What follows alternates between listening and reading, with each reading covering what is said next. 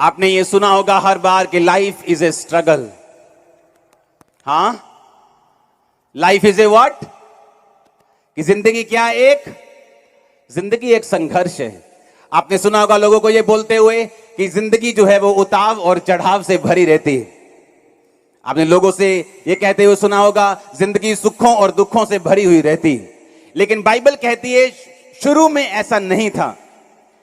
आप में से बहुत से लोग माता पिता हैं। क्या मैं आपसे क्वेश्चन पूछ सकता हूं? क्या आप ये चाहते हो कि आपके बच्चे जब पैदा हो तो वो संघर्ष करें? बोलो अपने पड़ोसी से, क्या तू चाहती है कि तेरा बच्चा जब पैदा हो वो संघर्ष करे? कि जिंदगी एक संघर्ष है, वो उतार चढ़ाव देखे, कभी ऊपर कभी नीचे। क्या तू चाहती है ऐसा? बोलो, चाहते हो तुम? लाइफ इज ए स्ट्रगल, ये हमको बताया गया शुरू से, बचपन से। लेकिन बाइबल कहती है जब शुरू से परमेश्वर ने आदम और हवा को बनाया तब ऐसा नहीं था। बाइबल कहती रोज परमेश्वर शाम को आदम और हवा से मिलने के लिए आते थे और रोज उनसे बात करते थे। और बाइबल कहती सब कुछ अच्छा था, कोई दुख नहीं था, कोई बीमारी नहीं थी, कोई भी ऐसा काम नहीं था, कोई भी शैतान का ऐसा चक्कर उनकी लाइफ में नहीं था। लेकिन बाइबल कहती है कि शैतान ने हवा को भरमाया कि जो फल परमेश्वर ने तुझे खाने के लिए मना किया है वो फल तुझे खाना पड़ेगा, क्योंकि वो फल देखने में बहुत ही मन भाव है। परमेश्वर नहीं चाहता तू वो फल खाए, क्योंकि जैसे तू फल खाएगी तू परमेश्वर के समान हो जाएगी, तुझे भले की और बुरे की पहचान हो जाएगी। बाइबल कहती है हवा बहक गई, उसने वो फल खाया, अपने पति आदम को भी वो फल खाने को दिया। सब कुछ अच्छा चल रहा था, लेकिन शैतान ने उनकी कम्युनिकेशन को खत्म कर दिया परमेश्वर के साथ। और बाइबल कहती है शैतान भी श्रापित हुआ, बाइबल कहती है औरत श्रापित हुई। बाइबल कहती परमेश्वर ने आदम को कहा अब से तू अपनी कमाई को पसीने के साथ खाया करेगा, अब ये जमीन ऊंट कटारे और कांटे उगाया करेगी, जबकि पहले ऐसा नहीं था। जब अमेरिका ने सद्दाम हुसैन के ऊपर हमला किया तो हिस्ट्री बताती है कि उस जहां से वो सद्दाम हुसैन अपनी पूरी आर्मी से बात करता था और अपनी पूरी आर्मी को बताता था कि तुमने लड़ाई को किस तरह से लड़ना है, सबसे पहले अमेरिका ने उसके कम्युनिकेशन सेंटर को खत्म कर दिया था। जब उसके कम्युनिकेशन सेंटर को खत्म किया तो सद्दाम हुसैन अब अपनी आर्मी से बात नहीं कर सकता था, क्योंकि उसका कम्युनिकेशन जो था, जो बातचीत का जरिया था, वो खत्म हो चुका था। शैतान को मालूम है कि वो आपके साथ लड़के जीत नहीं सकता। वो उसे मालूम है कि जब तक परमेश्वर की प्रोटेक्शन, जब तक परमेश्वर का हाथ, जब तक परमेश्वर का वचन आपके साथ रहेगा। इसलिए उसने क्या सोचा? उसने कहा मैं इसकी कम्युनिकेशन पॉइंट को, मैं आदम जो रोज परमेश्वर से मिलता है, मैं उस कम्युनिकेशन पॉइंट को तोड़ दूंगा, मैं इसकी वाचा के पॉइंट को तोड़ दूंगा। जब ये रोज परमेश्वर से वाचा नहीं कर पाएगा तो मैं धीरे धीरे इसको ले जाऊंगा और अपनी मर्जी को इनकी जिंदगी में पूरा करूंगा।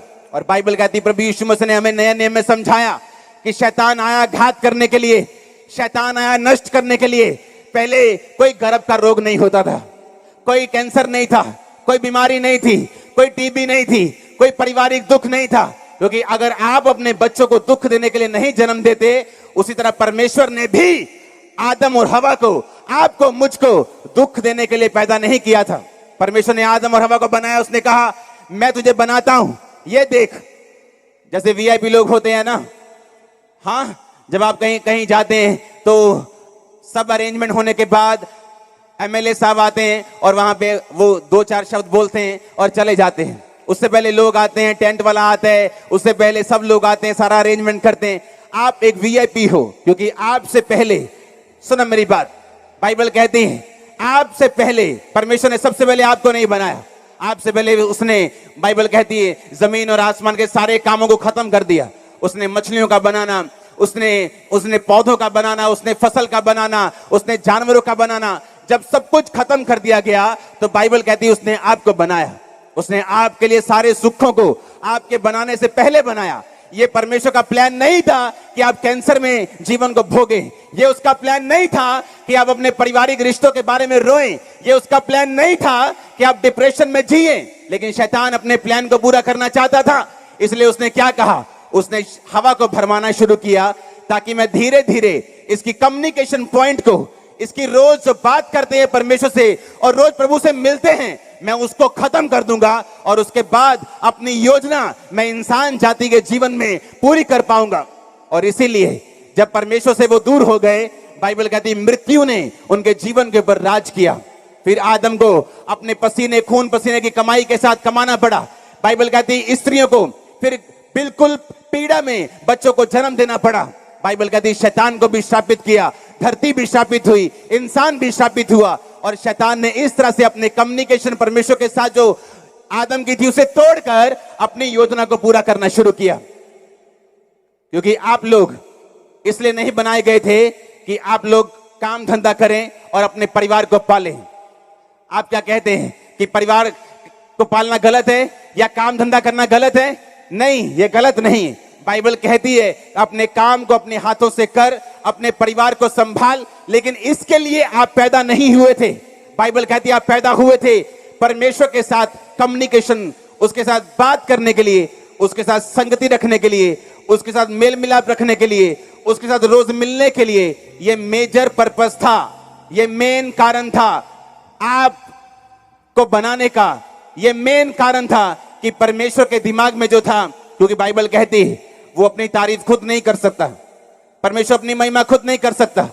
उसे कोई चाहिए था जो उसकी महिमा करे, जो उसकी तारीफ करे, उसके साथ समय को बिताए, जो उसकी बात को सुने, जो अपने दिल की बात उससे शेयर करे और उसकी ग्लोरी करे, उसकी महिमा करे, उसकी वर्शिप करे, क्योंकि वो अपनी वर्शिप खुद नहीं कर सकता।